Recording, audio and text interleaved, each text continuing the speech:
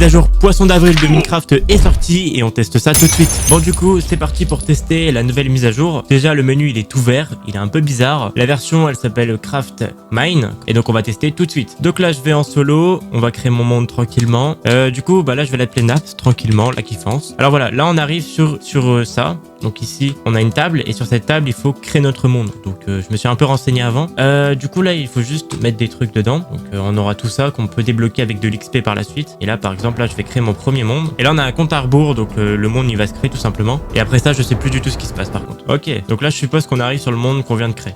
Donc là il est vraiment basique parce qu'on a que les items du début je pense. Donc on a un crafter, on peut pas crafter. Et là j'ai vu qu'avec les mondes qu'on a, et ben là on peut les mettre ici. Et donc ici on peut mettre plusieurs de nos mondes qu'on a créés pour pouvoir y accéder par la suite. Donc je trouve ça quand même cool. Donc là admettons que je vais faire un monde avec des cochons, avec des poulets et de la pierre. Donc là voilà ça tourne donc tout se mélange et après ça crée notre monde.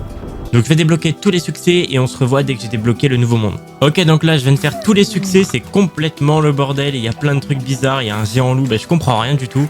On a juste un bébé creeper ici. Bon du coup j'ai du mal à comprendre comment fonctionne un petit peu la mise à jour, mais on peut faire pas mal de choses en général. On peut faire plein de mondes différents dans les airs, ou que ce soit dans le Nether ou dans l'End. On peut mélanger toutes sortes de choses pour faire des mondes assez étranges. Donc c'est un peu cool et je trouve la mise à jour très originale en tout cas. Bon maintenant à toi de me dire en commentaire ce que tu penses de cette mise à jour et n'hésite pas à t'abonner pour plus d'actualités gaming.